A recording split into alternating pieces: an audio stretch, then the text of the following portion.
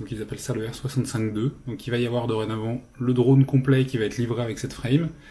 Et pour ceux qui souhaiteraient éventuellement upgrade leur R65, ils vont pouvoir acheter cette petite frame toute seule. Je peux vous dire que c'est une upgrade qui vaut la peine. Donc là je peux vous montrer là tout de suite la différence entre la version actuelle, qui est celle en violette là que j'ai à droite, et la nouvelle version. Comme ça, de prime abord, ça a peut-être pas l'air énorme comme différence, mais en fait, ils ont pas mal retouché le design global. Leur focus a été surtout de rajouter de la rigidité sur la frame et de la solidité, et aussi d'essayer d'optimiser le flux d'air pour les moteurs pour améliorer les performances. Donc là, en gros, ils sont vachement pris la tête.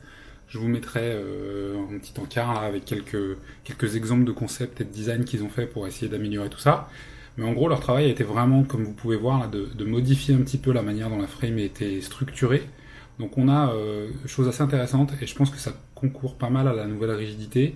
Ils ont une sorte de structure, vous voyez, qui est un peu continue. Là, on voit que le plastique fait vraiment le tour.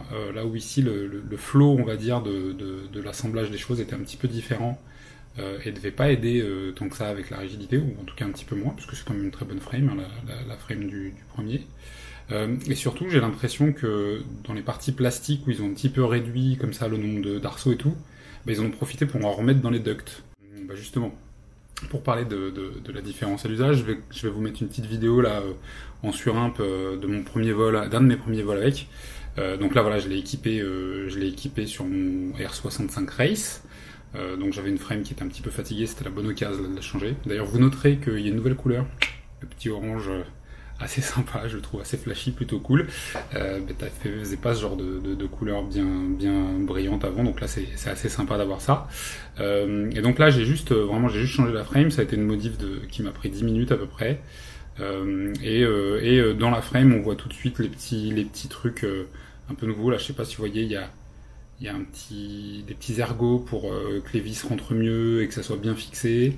Ils ont un petit peu amélioré le système de fixation ici. Les petits trous dans lesquels vous mettez la vis sont un petit peu plus grands, du coup il y a moins de risque de les abîmer, et ça tient toujours tout aussi bien. Une différence que vous allez peut-être voir là quand je vais appuyer dessus.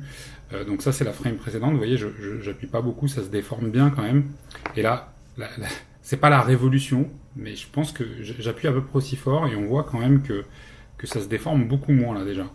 Et je peux vous le dire, à la sensation quand vous le touchez, vous voyez tout de suite que c'est beaucoup plus rigide, y compris sur la structure globale, où celle-ci elle était beaucoup plus flex en fait. Dans les faits, ça donne quoi? Ça donne qu'on a un drone qui vole mieux, qui a un petit peu plus de pêche.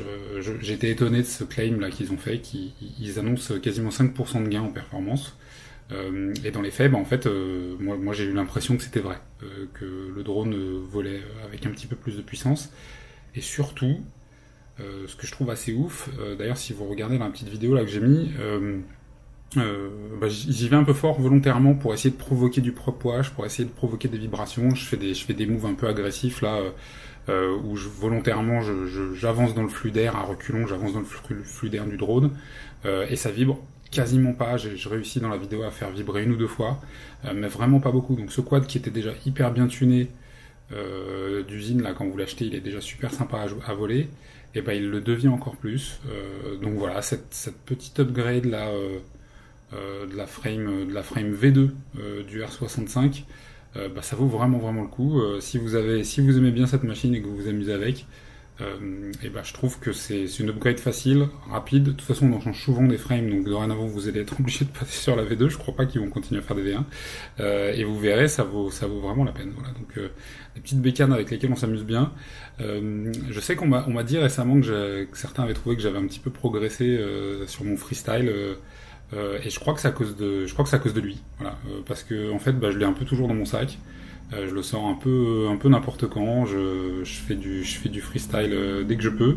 Et en fait, là, on est arrivé sur des machines qui fonctionnent tellement bien que, hormis évidemment l'inertie qui n'a rien à voir avec un quad en carbone ou avec un 5 pouces, on peut quand même faire des choses. Quand on envoie des trippies, on envoie des power loops, des matiflips, on peut tout faire. Là où avant, il y a un an de ça, avant que ce CR65 sorte, là, un an et demi de ça, il fallait des quads vraiment tunés aux petits oignons pour pouvoir faire ça avec des machines de ce gabarit-là. Et ben maintenant, on a des machines qui se comportent quasiment comme des drones de grande taille sur plein de choses, et il n'y a vraiment aucun souci à aller chercher des figures un petit peu extrêmes, sachant que bon bah là, c'est la version race qui pour moi, pour le freestyle, est mieux que la version normale.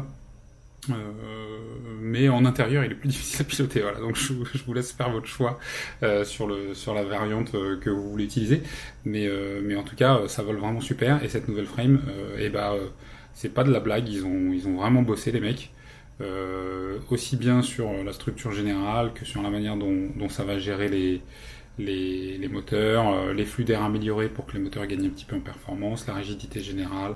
Tout ça, c'est que des améliorations qui sont toutes bienvenues. Donc voilà, je vous invite, si jamais vous changez de frame, ou si vous voulez juste gagner un petit peu de perf et de qualité de vol sur votre quad, et à faire ce petit changement. Il est vraiment facile et rapide.